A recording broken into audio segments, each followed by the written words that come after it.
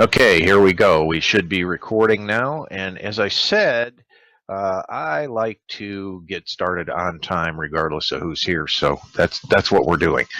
So welcome. I know we all have very hectic schedules in today's world. Hello. So, hello. Hi, it's Jenny. Hi, Jenny. I'm gonna mute you out, Jenny. Not to be rude, but I'm just getting started and I'm gonna rock and roll. Got a lot of material to cover. Okay. As I said, I know we all have very hectic schedules in today's world, and that's why I'm really particularly appreciative of your time. And, you know, for the past 40 years, I was doing what I was taught, and I was programmed to do. Go to school, get a job, and work, and then try to squeeze in family time. And if I was lucky, some time for friends. Unknowingly, my parents taught me a lie. They taught me a dying dinosaur of a life model. That model no longer exists in today's world. They had no way of knowing that they'd be the last generation to ride that wave. See, in their day, loyalty was a two-way street between employee and employer. But that died many decades ago. So these past 5 years, I've kind of changed my direction. I no longer focus on exchanging my time for a dollar. I focus on exchanging my results for a dollar. It's the new model of the new economy. And if you haven't recognized it by now, you really need to take a good look at it. I can give you examples like servers. Servers have worked under this model for a long time. They work for a pittance minimum wage that's federally mandated, and then basically they get paid on their service skills, on their results. And it's going to be widespread very soon. But like you, I've found my exit strategy, and I'm working hard on it. And I now have a new career that, when approached with authenticity and honor and integrity, it has its own foundation, and making real, genuine connections with people to share life and experiences. It is a way to sincerely help others through focused intent, and it allows me to be passionate about what I do every single day. It's helped me rekindle old friendships and forge new ones. Some of those new ones are attending this very webinar.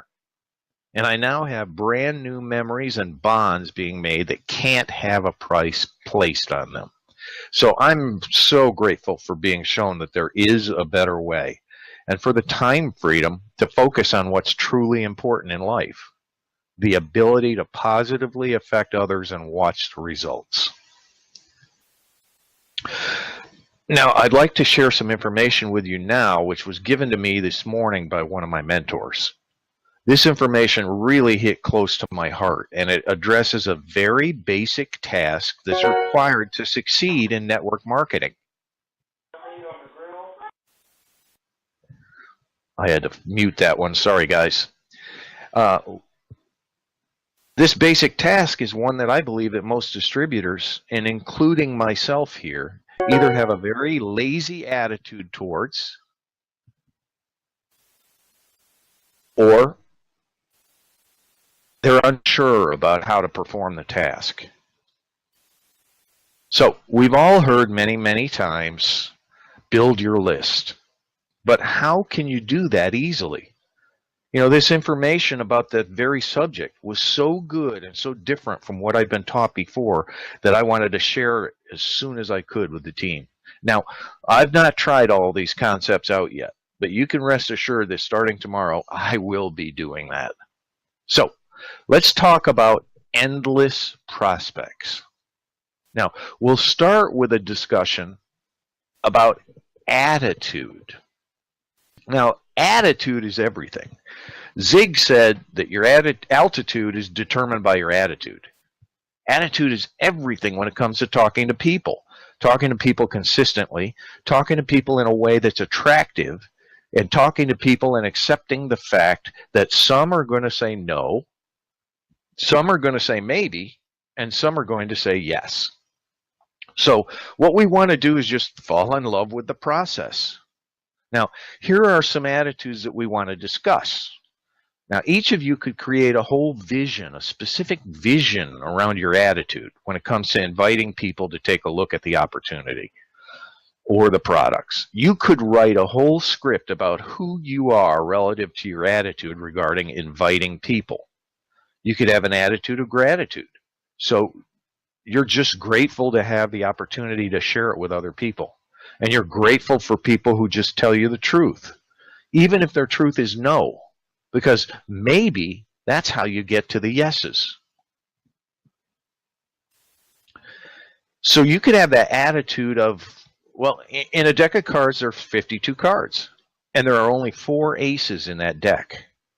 So you could have the attitude of the more people who tell you no, and maybe the closer to an ace you're getting, the closer you are to those yeses, because we know they're in there.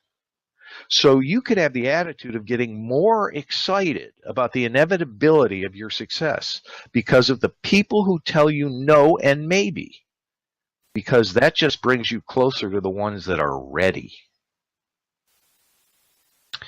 See, you can have excuses or you can have excellence and success.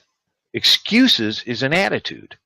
It's nothing more than that. So you want to take a look at your vision. Do you want to have a vision now that's loaded with excuses or with excellence? So here's some typical excuses. Do you have this conversation going on in your head? Nobody wants to do this. That's the one that, especially new people, they kind of adopt that story. And their story is a vision. They adopt that story after they talk to 5 or 6 or 7 people, and everybody says no. So they kind of just gravitate into this story of nobody wants to do this. And they get a few people that don't respond to their text messages or emails or phone calls, and they make up that everybody's too busy story. Or they adopt, this isn't a good time to talk to people. Or I don't know who to talk to. Now that's a story that paralyzes people. Or you can have excellence. And excellence is just a story about falling in love with the process. And that our job in building a network is just to be the messenger, not the message. Remember, we can't control whether or not people are ready to do this. You know, they've got a lot of other things going on in their lives. They might have an attitude about network marketing. They've got family, they've got a job, they've got spouses, they've got recreation, they've got lots of other things that they're involved with. They've got their own attitude about money, about wealth building, about financial freedom, about selling. And there isn't anything that you can do about that. What you can do is be just an extraordinary role model. You can have fun and you can fall in love with the process. You can understand that in your story, you are just the messenger, not the message. Your job is to just ask people to take a look and then give them a tool and let the tool be the message and do the work. All of this can be in your story. And inevitably, if you choose to believe in the established numbers in this business, if you choose to believe in the 4-year career business plan, if you'll just fall in love with the process and post the numbers and track your stats so you actually know where you might need to be shored up. Is it your invite that needs work? Is it your presentation that needs work? Maybe it's just connecting with people initially that needs work. So add all of that to your story, your vision. Create a vision about how much fun it is to connect with people and how fluid and creative you are around inviting and how much you love to be curious about people. And just ask those intuitive, agendaless questions that draw you into the soul of other people and captivate them and have them find you interesting, because you're interested in them. So you can have a story about how hard this is, how nobody wants to do it, how people don't call you back, about how people don't care, about how people don't respect you. You can own that story. Or you can just recognize that the people that you're looking for are the people who are ready. The focal point of our lives is when opportunity and preparation meet. And you are the opportunity. All you're looking for are the people who are ready. Right now is the time for them to look at a product, to look at an opportunity. You're just looking for those people. And you know what? All you have to do is look at the statistics of network marketing. 475,000 join one of a couple thousand network marketing companies across the world. 175,000 people a week join one of the 600 to 700 companies in the United States. That's every week. So build all of that into your story and your vision. Fall in love with this process. Fall in love with the business plan and just do your job. Your job is to connect and to invite. So let's talk about the meat of this webinar. Where do you find people to connect with? Where do you find people that have that ice-breaking conversation with? Where do you find people to be curious about? Where do you find people to be interested in so that you can continue to fill your pipeline every single day? Well, the first place that you find people are people that you know and love. That's just sitting down and writing a list out. If you had an unlimited budget and you were inviting people to your wedding and you knew that that unlimited budget had no limits, who would you love to have come to your wedding? Those are people you know. Those are the people you've heard called your warm market. But most people, when they sit down and develop a list like that, as long as they don't prejudge the people on the list, they'll end up with 200 or 300 people on that list. At least 200 or 300 people. Of course, prejudging people keeps people off your list. Now, prejudging sounds like this. Well, they wouldn't be interested. Or they make too much money. Or they're too busy. They don't have the right personality. Or anything like that. You don't know that about people. You just make that up about them. And that's a story. What if you made up something different? Like, I don't know. Maybe I'll let them decide if they're a candidate because my job is just to be the messenger. So the first thing that you want to do in building your contact database and building your pipeline for people that you're going to connect with is to create and maintain and continually add to that list of people that you know. Call them your warm market. Call them whatever you want. Perhaps it's friends and family. Make that list. Keep it current. Look at what those people do for a living. Look at whether or not they're on Facebook or whether or not you have good contact information for them. To make that list super valuable and super attractive to you, one of the first things you can do is, if you've got 200 or 300 people on that list, see if you have current contact information for them. So the first thing you can do is create a great database of people that you know by name, occupation, and where they live. Now, where they live is really important because you're going to be thinking about who else is in LA or on our team somewhere in the country that might be close enough to the people on your list to help you out. And of course, what do they do for a living? Because what people do for a living can trigger your creativity for you to create a vision of why life's abundance might be a great opportunity for them. So that's your first source. Write that down. Number one, people you know. There ought to be 200 to 300 people on that list. It ought to grow every time you think of somebody. A great exercise is once a month, sit down. Maybe sit down with your spouse. Brainstorm. Look at the list you already have and set a goal. You know what? Let's spend 20 minutes and let's put 30 or 40 people on this list every month that aren't on there now. People that we just forgot about. So that's your first source. Your second source are people that know you. These are people you may not necessarily know. You may not know them at all, but they know you because of positions that you've held in your life or of leadership positions. It's where people just know you. It could be a club, a gym, schools, church, some kind of association that you belong to. So what do you do with those? Well, what you do is you think about all those organizations that you belong to throughout your life, where maybe you don't actually remember those people. You don't consider them in your warm market. They're not friends of yours, but they know you. Or they may not even remember you. But if you said, hey, You know, our kids went to the same school, or I'm in the same club and that's how I got your name. Then there's an immediate connection with those people.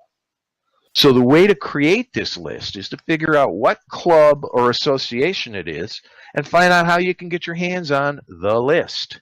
Maybe you can rent the list. Maybe you can buy the list. Maybe you can borrow the list. Maybe you already have the list from when you were really active in that group.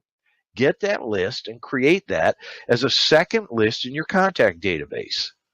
Some of these people could have thousands of people. Some of the lists could have thousands of people in them. And you may not actually know the people on the list. They may not actually know you unless you were in a position of leadership. But the fact that you could reach out to them and say, hey, how I got your name is we're both part of this same group. It might be a school class, it might be a church, it might be a club, it might be some kind of trade association. That's an icebreaker. The second source of prospects could have thousands of people in it. Now, if you don't want to take the time, if you're not good at researching contact information, outsource. Give that job to somebody else. You can go out and hire an online assistant on the internet to do it for less than $10 an hour. Tell them, here's a list of people from a group. I need current contact information on them. Or give it to a kid, one of your children. Put him on the internet and have him get their email addresses. That's what you really need, email addresses. So that's your second database. Your third database is people that you've worked with. So they may not be close friends. This is a similar database to the leadership database I just spoke of, the clubs, the associations, the church database. But specifically think about all the places that you've worked and think about how you could get the list of people that then or now work at that company. That gives you common ground, relatedness with those people. You might not be able to get them all, but just think creatively about getting a list of people who worked or work at that company. And how can I reach out to them with connectedness and relatability because I used to work there? That's a third source for a database, and it could have hundreds or even thousands of people in that database. This might be another great opportunity for you to delegate to somebody. Hey, I want you to go in and get the email addresses of all these people that work at this company, and then reach out to them. Not all at once, but maybe 3 or 5 or 10 a day. Start out with, my name's Scott Cook, and you don't know me, but I worked at Motorola from 1979 to 1985. Boom. Instant connectiveness. Now, when you start that way, people are going to listen to the rest of the story. So that's who you are. That's how you're connected. So you're not just reaching out to them out of the blue. There's relatedness there. And they're going to listen to the rest of the story. And the rest of the story would be you seeing if they're open to take a look at something. So that's your third database. Now, if you'll think about these in terms of separate databases, and think about the potential of the numbers of people you could have in each of these databases. Think about number 1. That's 200 or 300 people. Think about number 2. It's at least in the hundreds, if not in the thousands. Think about number 3. It's probably at least in the 50 to 100 range, if not potentially in the thousands of people. And how do you get them on a good database? Delegate it to somebody to get their email address. Next is social media. Now, you can study all kinds of information on the internet. There's all kinds of people who'll teach you the best way to connect with people on social media for $50 or $100 or $1,000. Well, I'll teach you right now in 5 minutes for nothing. How you connect with people on social media. Let's just take Facebook to start with. So you can do some things on Facebook like track people that like and comment on your posts who are not now currently part of Life's Abundance. Just watch who comments and who likes your posts. What you don't do then is to blast or post something on there all about Life's Abundance. And don't send them a private message. Would you take a look at Life's Abundance? The really cool thing about social media is you have the opportunity to learn about people, to be interested in people. In normal situations outside social media, you can't just send an email to somebody you worked with 20 years ago and start being curious about them in the email. You can do this with social media sometimes. Now, of course, there's some people you'll have in your database that the best approach will be straight on. this is why I'm contacting you. I know it's out of the blue. You may not be interested. It may not be for you, but I'm long gone from Motorola, and here's why. And here's my story. And here's something to look at. Tell me if you're interested. But what you do on Facebook is go to school on people. Just click on the About section of their page. Learn about their family. Learn about their work. Learn about their hobbies, what movies they watch, what music they like, what TV shows they like, what sports things they like. Look at the fan pages that they like. Look at who their family members are. Look at their friends list. Are there mutual friends that you both share? Scroll down on their timeline for 6 to 9 months. Maybe start commenting on some of their posts, or send them a private message and find something about them where you can create a connection and relatability. So when you connect with someone on Facebook, it's not just, "Hi, Joe, I saw you liked my post. What do you do in your spare time?" Look hard for things in Facebook where there's connectiveness and relatability. Maybe they visited the same place you've visited in the past. Or maybe they like the same sports team that you like. Or maybe they like the same kind of fan pages that you like. Personal motivation, some sort of activity that you love. When you find some connectivity, reach out to them and say something like, "I noticed that you're a Denver Broncos fan. So am I. Have you been to any games?" Just reach out, break the ice, start a conversation. What you want to do is build relationships. Be curious about people. Be interested. See if you can develop a dialogue, and be patient and wait for the opportunity to introduce them to what you're doing. LinkedIn. This is another one I want to tell you about, because LinkedIn is all about resumes. It's all about what people do for a living. You can learn everything professionally about people on LinkedIn. So use it to just study up on people. You can do searches on LinkedIn. You can search for people that are interested in or have ever been in network marketing, people that are currently in network marketing, not to reach out and recruit them. But when you find a networker, all of you in Life's Abundance have an extraordinary opportunity to offer a tool to them. Ask them if they've ever read The 4-Year Career by Richard Bliss Brooke. Build a relationship where you're coming from service. Now, how could that end up being something that could help you build your business? Well, if you look at the transition and the churn in network marketing, if you look at these numbers, if you're in connection and you're serving 100 different network marketers, you're serving them, inspiring them, championing them to succeed in their company. That has to be the purity of spirit that you come to them with. You have to come from service. And what you can recognize is this: if you're in a relationship with 100 different networkers and you're serving them over a year's period of time, at least half of them are going to fall out of their company. They're going to lose interest. It's not going to work for them. And some of them are going to drop out of network marketing. Some of them are going to get in another company. So you can be a candidate. They might ask you about Life's Abundance. Maybe they already know what you're doing after you build that relationship.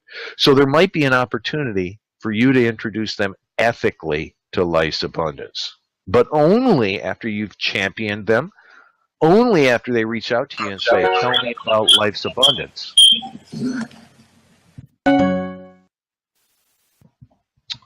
Sorry about that.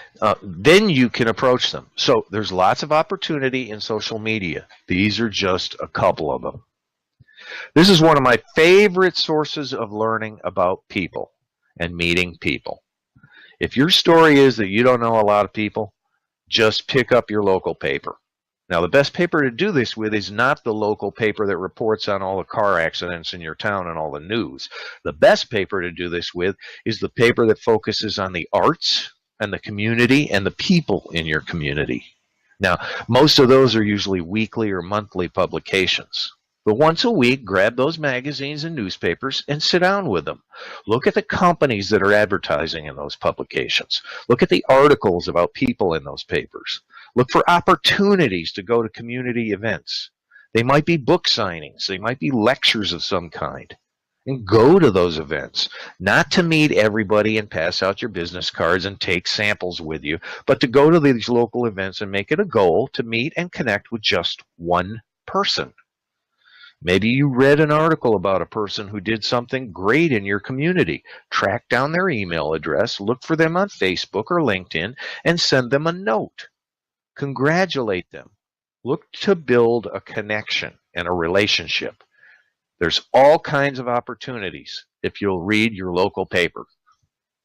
Yet another list is people that you do business with. Now, oftentimes, these folks won't show up on the other databases that we've talked about. So just sit down and make a list of everybody you do business with.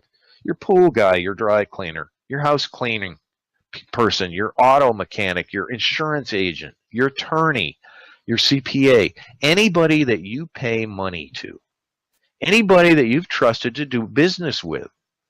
This just gives you an opportunity. It gives you the right to ask them to at least look at doing business with you.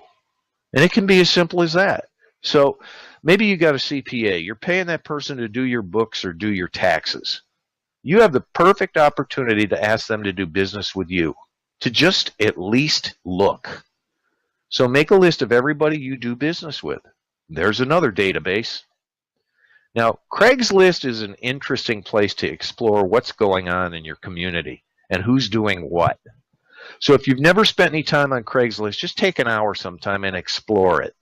Look at the jobs that people are offering. Look at the gigs. Look at the resumes. Those are people that are looking. Look at the services. Look at the discussion forums. Just troll them and look for opportunities to connect with people. Maybe it's because of what they do for a living, or maybe what they're selling, or what kind of people they're looking to employ. Whatever information you can glean out of that, look for connectivity. Next is bulletin boards. Now, this is a fun one. Make a map of every bulletin board in your town, or in a 20 or 30 or 40-mile radius, and visit those bulletin boards about once a month. Pull business cards off of them. Pull phone numbers off. Take pictures of flyers. Look for opportunities to connect with people. The kind of people that you're going to find on bulletin boards are perfect Life's Abundance distributors. You'll find chiropractors, massage therapists, people that do personal development, pet sitters and walkers, physical trainers, all kinds of people. And those boards cycle about once every month. So if you visit all the bulletin boards in your town once a month, you're going to get fresh contacts. So look at people's contact information. What are they promoting? Who are they promoting that they are? Then just think creatively. How can I reach out to this person and create a connection and relationship? What is it that would have them listen to me? It's almost always going to be based on what they do for a living. So if you do this once a month, you're going to have tons of new people in your database. Swag. Swag's a great place to get people to ask you about your business within Life's Abundance. Wearing apparel while living your life, wearing a pin while out, carrying a tote or a backpack that's been customized with your logo, having samples always at your fingertips, that's going to get people to ask you, what's that all about? Or where did you get that? So whether it's shirts, hats, or just using the product in public, you're going to get people asking you about Life's Abundance. Now, this slide is not about recycling your containers. This is about recycling the no's and the not nows. See, if you take all the different databases that we just talked about and developed each of them to the fullest extent you can develop them, you've got 7 or 8 different databases that you can create. Now, if you'll just play at a pace of a minimum of 1 person a day, but preferably 2 a day, and keep track of your stats, I'll promise you that if you do 1 a day for 6 months, you will be in the top 1% of all networkers in the world in their first 6 months in the business. Why? Because most people never consistently invite that many people. And they don't invite that many people because they become lazy with their lists. They don't have that many databases in front of them. They don't have those lists staring at them, screaming at them. The psychological value of having 5 or 6 or 7 lists of people that total 500 to 5,000 people on them, those lists in aggregate, the enormity of them screams at you every day. Hey, there's lots and lots of people to contact here, And that doesn't give you room to make up a story about how you don't know who to talk to. So the bigger the list, the louder it speaks and cries out to you. The people on those lists are telling you, hey, call me. Let's look at that pace of one a day for a year. You will have invited 365 people in 1 year to just take a look. Now, out of those 365 people, how many do you think you'd actually enroll?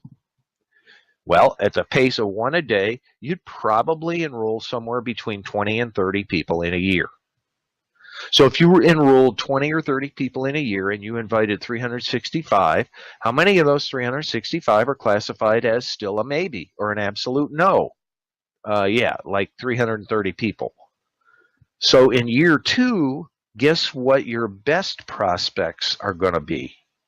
That's right, everybody who said not now or maybe. Everybody who didn't call you back because they had other focus at the time. Those 330 people are the absolute AAA best prospects you can talk to. Why? Because they didn't say no, and they didn't become a maybe, and they didn't respond to you because they aren't interested in becoming healthy. It's not that they're not interested in becoming healthier or getting their pets healthier. They're interested in all that stuff. That's not why they're on the list of 330 people. And they're not on the list of 330 people because they're not interested in getting an extra $1,000 a month coming in. They're very interested in that. They're on the list of 330 people because they just weren't ready. So what's your job in year 2? You ask them again.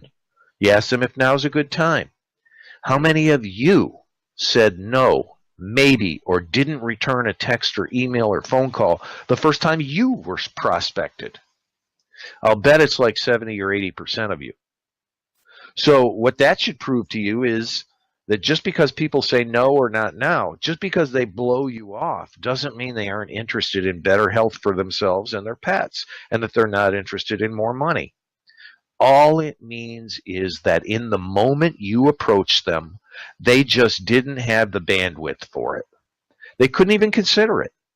And they made up all kinds of crazy stuff. I don't like to sell. I don't want to get involved in those MLM things. They just make that up. None of that is true. So this is your AAA database. It's everybody who said no. Back to the one a day thing. If you'll just prospect, just invite one person a day to look at this opportunity. That's 365 people a year. You're going to personally sponsor 20 or 30 people. Now, is that enough to build an empire? Well, barely. And it's not the right pace. But it still puts you in the top 1%. Not of all networkers in the world in terms of income, but it puts you in the top 1% of the people that are playing the game with the same amount of experience that you have. So if you talk to one person a day, 365 a year, and you've personally sponsored 20 or 30 people by the end of year 1, what I'm saying is that you can look at 100 people who have joined 100 different companies, or even all the same company, and then look at them a year later.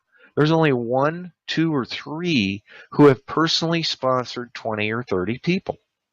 And you can do that by just connecting with one person a day. Here's what happens if you connect with one person a day. In 30 to 60 days of doing what I'm teaching you to do here, you're also going to be in the 1% bracket of people that are in the groove and have created momentum for themselves. You'll fall in love with the process. It'll become a habit for you. It's going to become natural. It's going to become fun for you. And then you're going to easily see yourself bumping that up to 2 a day. Now think about 2 a day. At some point in this process, you're going to get good enough at this, comfortable enough at this, habitual enough at this, natural enough at this, that you could ratchet up your game to 2 a day. Now, look what happens when you connect with 2 a day. That's over 700 people a year. You're going to personally sponsor in a year's time 40, 50, 60 people. You can take this stat to the bank. My mentor has never met anyone in his 38-year career who sponsored 60 people a year into a legitimate company and didn't build an empire.